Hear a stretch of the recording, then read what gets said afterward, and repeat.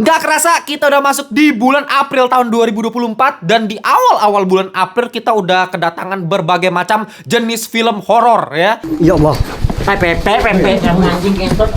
Gila, udah bejibun banget. Kemarin baru kita bahas di segmen Old But Gold review film The Exorcist yang legend sekali, yang paling serem yang pernah gue tonton. Kalian bisa cek videonya. Tapi hari ini kita kedatangan lagi nih, baru tayang di bioskop, kalian bisa tonton sekarang. Itu judulnya The First Omen, dan ini franchise yang gak kalah legend sama franchise-nya The Exorcist gitu. Tapi kalau misal kita lihat minggu depan kalau nggak salah ya, di Lebaran itu kita kedatangan dua film horor lagi dari lokal tapi dari Indonesia, yaitu adalah Siksa Kuburnya Bang Joko Anwar sama Badara Wuhi dari franchise-nya KKN di Desa Penari. Jadi memang banyak sekali pilihan horor bulan ini. Kalian bisa pilih aja mau yang mana. Tapi yang sudah bisa gue pastikan bagus, ya pastinya yang satu ini yang baru gue tonton. Kenapa? Kita bahas sekarang.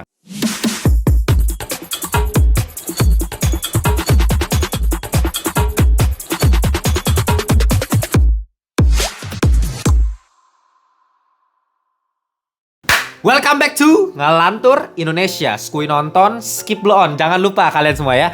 Kita kembali lagi di segmen review. Dan tenang saja, seperti biasa reviewnya non spoiler. Gua nggak bakal versi spoiler kalau baru keluar filmnya. Tidak seperti para YouTuber. Oke, tapi seperti biasa, sebelum kita masuk ke pembahasan utama kita, gue pengen kasih tau kita punya membership community Ngelantur. Kita udah banyak banget membernya, mulai dari 1000 per hari doang. Kalian udah bisa masuk di critical thinking yang Ngelantur. Udah bisa ikut Discord discuss, udah bisa dapat live khusus yang bisa kalian ikutin gitu ya. Apalagi kalau kalian upgrade ke Ngelantur thinking, bisa dapat diskon buat baju yang gue gambar sendiri nih, pakai tangan gue gambar Samurai Vader. Tuh ya, ini gambarnya tangan gue, idenya dari gue nggak nyomot dari siapa-siapa. Jadi value-nya tuh tinggi banget. Dan kalau misalnya ke depannya kita bikin nobar, nonton bareng gitu, kalian bisa dapetin tiket gratis kalau join membership community yang Ngelantur Thinking. Dan kalau misalnya kalian pengen join grup Telegram kita, join ya, linknya gue taruh di bawah tuh, grupnya Ngelantur Corps, biar bisa ngobrolin perfilman dan TV series bareng Ngelantur Corps yang lainnya. Kita langsung masuk aja ke pembahasan kita. Hari ini kita akan mereview film The First Omen. It's not real. Who said that? Ya, buat kalian yang belum tahu, film yang satu ini itu adalah prequel dari film originalnya, yaitu The Omen tahun 1976, yang legend sekali gitu. Ya, tahun 1970-an tuh emang dewa-dewanya film horor tuh. Orang zaman segitu pada makan apa sih? Sumpah bisa bikin film horor kayak gila banget gitu. Ya, salah satunya The Exorcist yang kemarin gua bahas kan, itu kan 1973. Nah, setelah film The Omen yang sukses itu, mulailah dibuat franchise-nya gitu. Omen 1, Omen 2, Omen 3, Omen 4, bahkan sempat dibuat rebootnya di tahun 2006 yang sebenarnya gua nggak terlalu suka ya.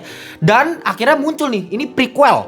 Artinya ini ceritanya sebelum Omen yang original. Jadi buat kalian yang memang belum nonton film Omen sama sekali, apapun itu film Omennya, ya nggak apa-apa, nggak masalah buat nonton yang satu ini. Baik lagi, menurut gue sih salah satu cara milking yang clean, ya prequel itu paling gampang gitu, paling enak, nggak maksa, tapi tetap bisa bikin penonton lama penasaran juga. Apalagi bisa nge-guide audiens baru gitu. Contohnya kalian, karena saya tahu mungkin lebih banyak dari kalian yang nontonnya KKN di Desa Penari kan, dibandingkan The Omen. Ya gua ngerti lah, karena kita di Indonesia, Indonesian proud, ya sudah biasa. Ya, film yang satu ini disutradarai sama Acacia Stevenson, yang ketika gue cek di Wikipedia aja belum ada ya data-datanya dia ya. Jadi kayak dia emang sutradara baru, film-filmnya juga baru berapa gitu gue cek.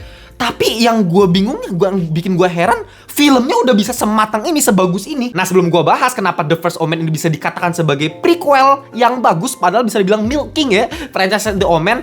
Nah, gue kasih tau dulu sinopsis singkatnya biar kalian bisa dapat gambaran singkatnya gitu. Sebenarnya universe The Omen tuh gimana? Nah, untuk 1976, gue nggak bakal spoiler, tenang aja ya. Cuma gambarannya gini ya, ada satu karakter namanya Damien ya. Damien ini anak iblis men. Ya, dia bisa dibilang sebagai antikristus ya, antichrist. Dan dialah yang menjadi villain utama di franchise The Omen gitu. Tapi di film pertama di tahun 1976, dia di awal-awal filmnya lu bisa lihat dia udah lahir aja gitu. Proses kelahiran gimana, kenapa dia bisa jadi antichrist, mamanya siapa. Nah, itu semua dijelasin di film yang satu ini. Menceritakan seorang calon biarawati yang namanya Margaret nih, diperankan sama Neil Tiger Free.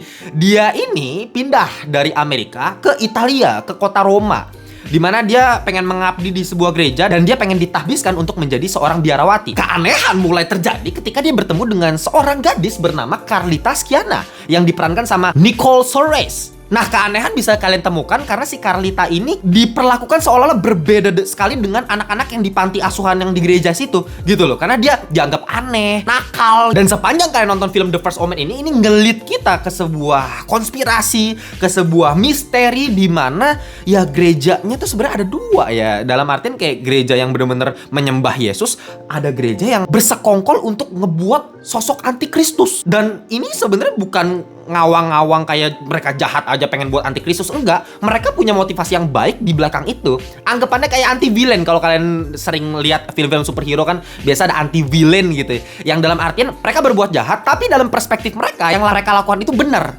for a greater good, dimana mereka menciptakan antikristus di sini untuk menjadi musuh bersama. Karena di sini lawan mereka nggak cuma sekedar iblis atau apa, lawan mereka sekularisme. Ini kita ngomongin kehidupan nyata kita ya, kita umat beragama apapun itu ya lawan kita sekularisme, dimana ya udahlah agama nggak usah dipikirin lah, udah kita manusia hidup enak-enak aja lah, nyaman-nyaman aja, pakai logika aja, nggak usah agama apa gitu kan. Nah itu sekularisme. Nah untuk menghadapi masalah tersebut, dimana manusia udah nggak mau ke gereja, nggak mau ke tempat beribadah, kita ciptakan musuh bersama, antikristus, dimana supaya manusia-manusia ini balik lagi ke gereja. Nah, pemikirannya seperti itu, anti villainnya. Ya, ceritanya sebenarnya itu aja yang bisa gue ceritain karena selebihnya bakal spoiler. Tapi gue pengen kasih tahu, film yang satu ini adalah contoh franchise yang di milking tapi tetap gak maksa, sukses gitu bisa gue bilang. Ya, kalian pasti sering nanya ke gue kan, "Oh, Bang, lu sering kritik, Bang, film-film yang di milking, film-film yang udah bikin kayak Kung Fu Panda kan kemarin gue, wah, kacau nih film, udah sampah banget ceritanya gitu, udah gak jelas." Tapi ya, gak selamanya film yang di milking selalu jelek. Contohnya The First Omen ini, ketika film yang di milking tapi emang eksekusinya bagus, secara eksekusi sinematografi, secara plot cerita masih fresh, masih ada another layer yang ditambahkan dibandingkan film-film yang sebelumnya, ya itu bakal jadi film yang bagus aja. Mungkin awalnya ya, sebagai penonton The Omen, film-film sebelumnya, awal-awal nonton film ini kayak, ya ini kayaknya bakal ngikutin Omen yang dulu nih gitu kan, kematian-kematian yang tragisnya.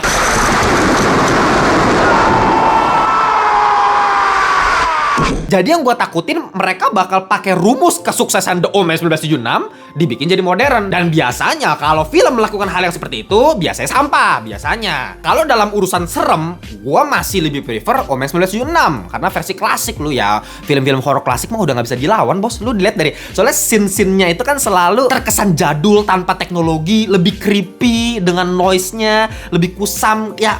Vibes-nya tuh lebih serem aja kalau zaman dulu, itu udah pasti itu. Tapi meskipun lebih modern di film The First Omen ini, sinematografi tetap bisa memanjakan mata gua. Banyak banget kreatif shot yang gue temukan di film yang satu ini. Makanya gue nggak habis pikir sama si sutradaranya ini, padahal ini baru loh. Di Wikipedia-nya belum ada film-filmnya gitu. Tapi udah bisa bikin film sekeren ini secara sinematografi. Lu bisa lihat misalnya satu shot nih, manusia gini ya, terus digeser ke samping, oh ternyata shot yang kita lihat ini cermin. Jadi ada cermin, ada orang di sebelahnya gitu. Jadi secara frame itu unik banget, kreatif banget. Atau misalnya yang kalian bisa di poster yang gue tempel di sini, lu bisa lihat penataan rambutnya dibikin melingkar ala-ala matahari seperti ini.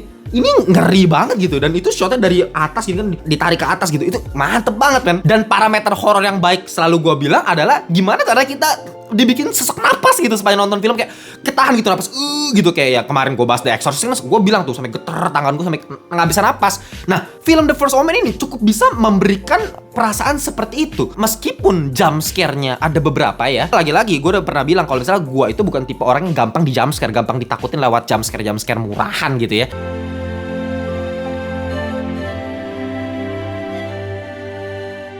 Ya film yang satu ini jump scare-nya bisa gue bilang nggak dikit tapi nggak kebanyakan juga, pas. Dan memang jump scare-nya berkelas buat gue. Nggak cuma jump scare yang yang elah gitu kan ya, gue bisa prediksi gitu ya, udah nggak kaget lagi gitu. Tapi jump scare di sini bener-bener suspense-nya itu mantep, elegan, simple, minimalistik, cuman dengan kepala muter misalnya udah bisa bikin kayak gitu kan. Ya gue sepanjang nonton film ini beberapa kali kayak beberapa kali begitu. Dan masalah visual ini juga yang membuat perbedaan antara The Omen yang dulu sama yang sekarang itu terasa sekali, dimana yang sekarang lebih modern dengan teknologi, kesannya lebih dibuat dramatis gitu, dibuat lebih pengen ngeri tapi dengan teknologi gitu. Jadi kerasa banget kayak dibuat-buat. Beda sama The Omen yang dulu itu kan ya clean gitu. Gue kasih satu contoh ya, misalnya ada satu kematian namanya karakter Kate Jennings, dimana kepalanya tuh kepenggal kena kaca yang ada di atas mobil, tapi mobilnya kegelincir gitu karena kesenggol giginya. Kacanya itu membelah lehernya, kepalanya, dengan kepalanya muter-muter gitu.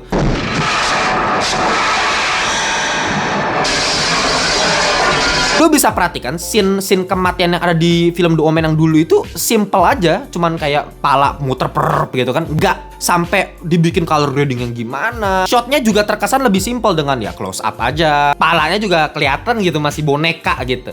Nah, kalau yang ini kan karena udah ada teknologi, jadi pengen seolah-olah dibuat lebih mantep lagi. Dan itulah yang membuat film horor zaman dulu menurut gue terkesan lebih serem, karena kesederhanaannya itu yang membuat creepy jadinya gitu. Kalau yang sekarang nggak creepy, jadinya pengen lebih dibikin serem dengan gore, dengan misalnya bikin ngilu. Banyak banget scene-scene yang ngeri karena gore, karena brutal.